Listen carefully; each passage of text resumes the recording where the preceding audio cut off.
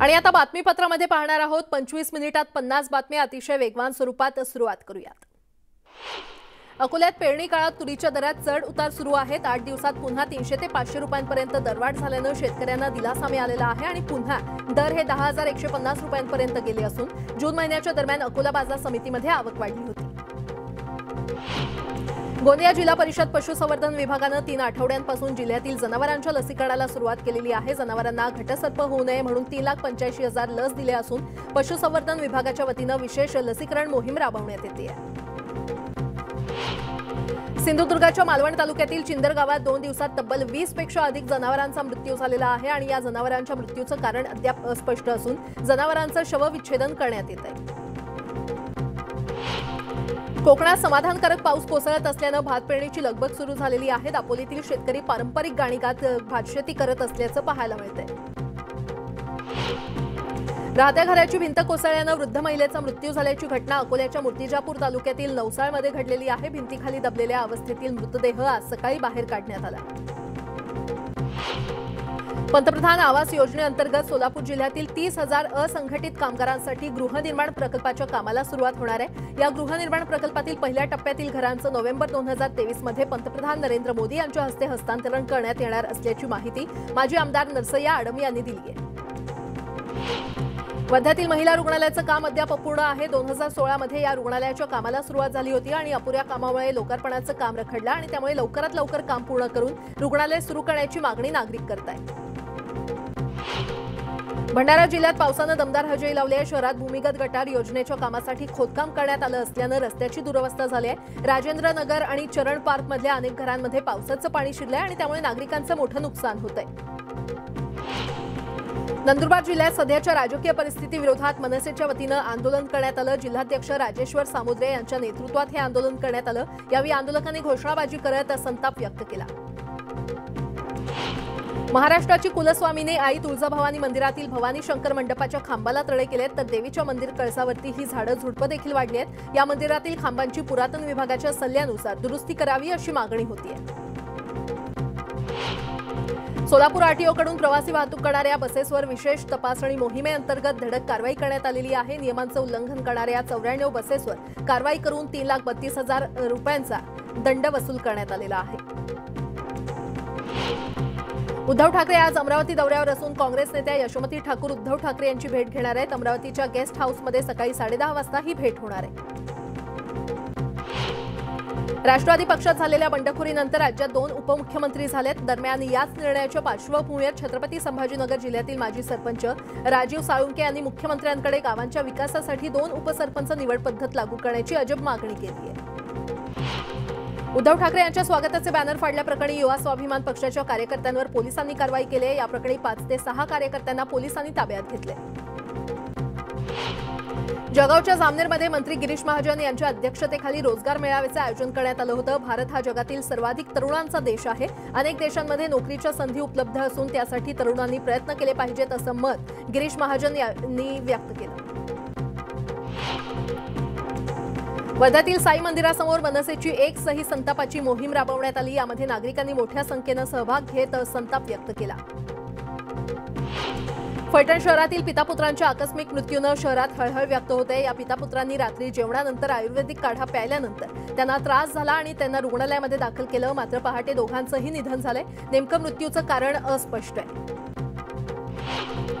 लोणावळ्याजवळ असलेल्या वर्सोली गावात वैशाविहारासाठी गेलेल्या मुंबईतील 2 पर्यटकांचा खाणीमध्ये बुडून मृत्यू झाला। खाणीच्या पाण्यात उतरल्यानंतर पाय घसरून 3 जण बुडाले आणि यामधले एका तरुणीला वाचवण्यात यश आलं असून दोघांचा मृत्यू झालाय। अहमदनगरमध्ये मुलीला नांदवण्यास नकार देणाऱ्या सासरच्या मंडळीविरोधात तक्रार दाखल करण्यात आलेली आहे। या प्रकरणी जामखेड पोलिसांनी 22 जणांविरोधात गुन्हे दाखल केलेत तर जात पंचायतीनं 3 लाखांचा दंड ठोठावलाय। मात्र हे सर्व आरोपी फरार झालेत। धुळे शहरातील आग्रा रोडवर असलेल्या सराफा दुकानात चोरी झाल्याची घटना समोर आली आहे। दुकानाचं शटर कुलूप तोडून चोरट्यांनी दागिन्यांवर डल्ला मारला आणि यावेळी चोरट्यांनी दुकानातील काचांची देखील तोडफोड केली। यामध्ये लाखो रुपयांचे दागिने चोरट्यांनी लंपास केले। जळगावातील सुप्रीम कॉलनी परिसरात 2 गटांमध्ये वाद झाला। दोन्ही गटांकडून तुफान दगडफेक झाली असून 6 जण किरकोळ जखमी झालेत आणि त्यानंतर या ठिकाणी पोलिसांचा फौजफाटा तैनात करण्यात आला असून परिसरात तणावपूर्ण शांतता आहे। नंदुरबारमध्ये साधूचं वेषांतर करून नागरिकांची फसवणूक करणाऱ्या आंतरराज्यीय टोळीला स्थानिक गुन्हे शाखेनं जेरबंद केलंय। ही टोळी रुद्राक्ष दाखवण्याच्या बहाण्यानं ते नागरिकांना गुंतवून ठेवत त्यांच्याकडील किमती सामान लंपास करायचे आणि या प्रकरणी 3 सदस्यांना ताब्यात घेतलं असून त्यांच्याकडून 4 चाकी वाहनासह 5,24,000चा मुद्देमाल हस्तगत करण्यात आलाय। नाशिकच्या शिंगाडा तलाव परिसरातील 2 गटातील हाणामारीचा व्हिडिओ सलग 3ऱ्या दिवशी देखील मोठ्या प्रमाणात व्हायरल होतोय। नाशिक शहर पोलिसांकडून घटनास्थळी कडक बंदोबस्त करण्यात आलेला आहे आणि या प्रकरणी 10 जणांविरोधात गुन्हा दाखल करण्यात आला असून 8 जणांना ताब्यात घेण्यात आलंय। बीडच्या वडवणी शहरात विठ्ठल बिरुदेव यात्रा महोत्सव मोठ्या थाटात पार पडला। यावेळी पारंपरिक धनगरी वेशभूषा करून शहरातून भव्य मिरवणूक काढण्यात आली। ढोल ताशांच्या गजरात धनगरी ओवी गात नागरिकांनी आनंद लुटला। पोलीस विभागाला मदत करण्यासाठी होमगार्डची भूमिका मोलाची असते। हे होमगार्ड शारीरिकदृष्ट्या ते सुदृढ राहावेत याकरता देवरी येथील मैदानावर होमगार्डचं प्रशिक्षण ठेवण्यात आलं होतं आणि यात विविध कवायतीद्वारे सुदृढ राहण्याचा संदेश यांना देण्यात आला। उत्तर आणि पश्चिम भारतात मुसळधार पावसानं कहर केलाय। हिमाचल प्रदेशसह पर्वतीय राज्यांना याचा सर्वाधिक फटका बसतोय। गेल्या 24 तासात झालेल्या मुसळधार पावसामुळे भूस्खलन, ढगफुटी आणि घरांची पडझड तसंच झाडं आणि वीज कोसळून 34 जणांचा मृत्यू झालाय। हिमाचल प्रदेशातील मंडी जिल्ह्याला मुसळधार पावसाचा मोठा फटका बसलाय। भूस्खलनामुळे अनेक घरांची पडझड झाल्यानं नागरिकांचं मोठं नुकसान झालंय। पुढील 24 तास हिमाचल प्रदेशात पावसाचा रेड अलर्ट जारी करण्यात आलाय। हिमाचल प्रदेशात सुरू असलेल्या मुसळधार पावसामुळे व्यास नदीला पूर आलाय। या पुरात अनेक ट्रक आणि कार वाहून गेल्यात। कुलू शहर देखील पुराच्या पाण्यात बुडालंय। हिमाचल प्रदेशातील 7 जिल्ह्यांना रेड अलर्ट जारी करण्यात आलाय। दिल्ली, नोएडा आणि गुरुग्रामला मुसळधार पावसानं अक्षरशः झोडपून काढलंय। दिल्लीतील काही रस्त्यांना नदीचं स्वरूप आलंय तर पावसाच्या अलर्टमुळे दिल्लीतील शाळा आज बंद ठेवण्यात आलेल्या आहेत। पंजाब आणि राजस्थानला देखील मुसळधार पावसाचा फटका बसलाय। पंजाबच्या भटिंडामध्ये पूरस्थिती निर्माण झाली असून राजस्थानच्या सिकरमध्ये अनेक रस्ते पाण्याखाली गेले।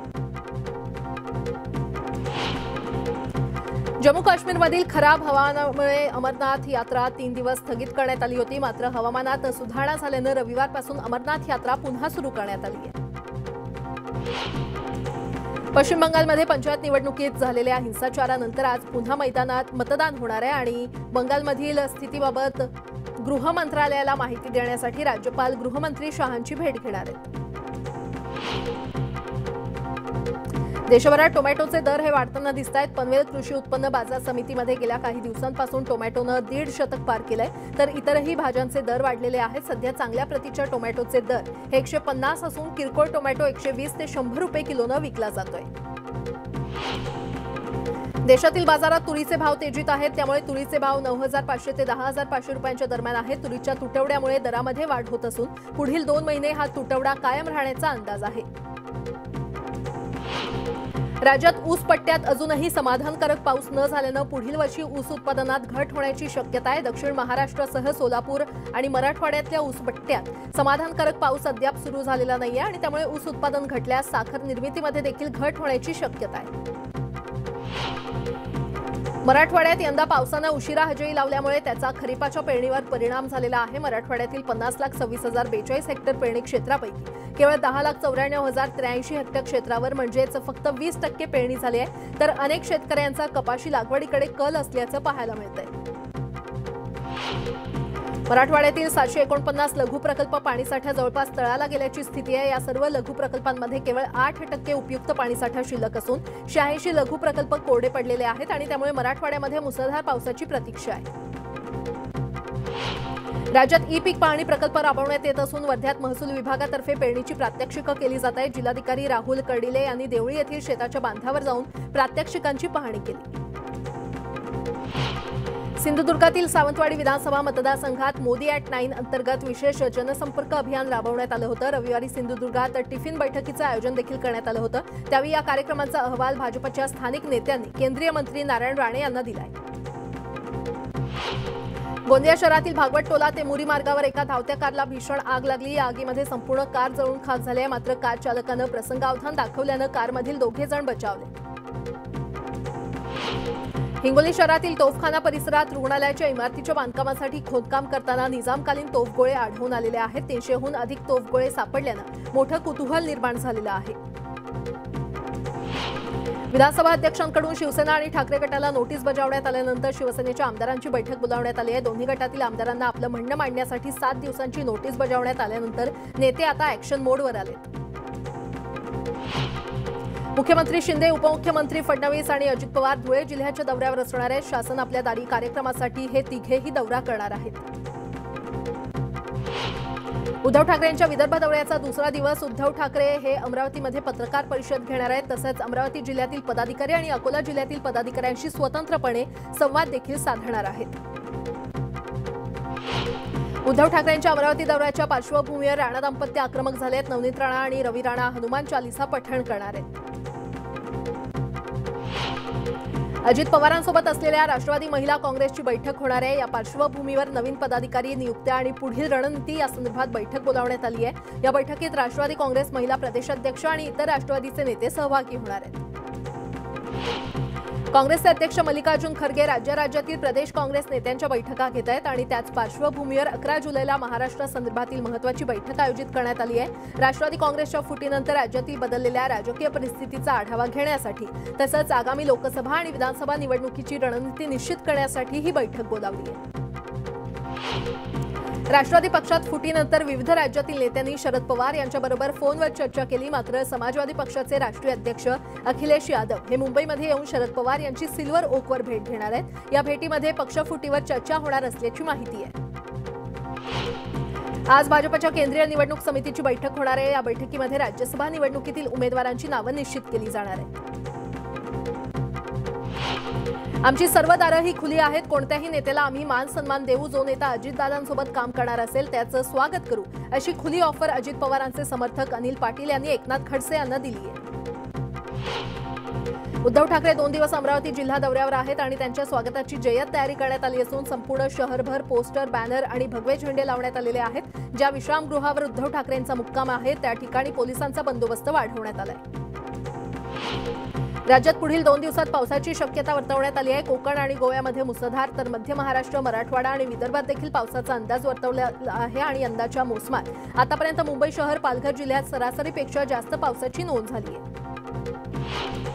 जून अखेरीस आठवडाभर ताळंबळ उडवणाऱ्या पावसानं मुंबई आणि उपनगरात काहीशी विश्रांती घेतली आहे। मुंबई शहरात रविवारी 0 मिलीमीटर तर उपनगरात 9 मिलीमीटर पावसाची नोंद झाली आहे। पालघर आणि ठाणे जिल्ह्यात मात्र दिवसभर पावसाची रिपरिप सुरू होती। दरम्यान राज्यभर 12 ते 14 जुलै या कालावधीमध्ये हलका ते मध्यम पाऊस पडेल असा अंदाज आहे। जुलै महिना सुरू झाला तरी राज्यातील धरणांमधील पाणीसाठा 29% आहे। सर्वात कमी पाणीसाठा पुणे जिल्ह्यात 17.66% इतका असून नागपूरमध्ये सर्वाधिक 49% पाणीसाठा आहे। मुंबईला पाणी पुरवठा करणाऱ्या धरणांच्या पाणीसाठ्यात रोज थोडी वाढ होते। रविवारी 7ही धरणात मिळून 23% पाणीसाठा जमा झालाय। हा पाणीसाठा पुढचे 2.5 महिने पुरेल असं बोललं जातंय।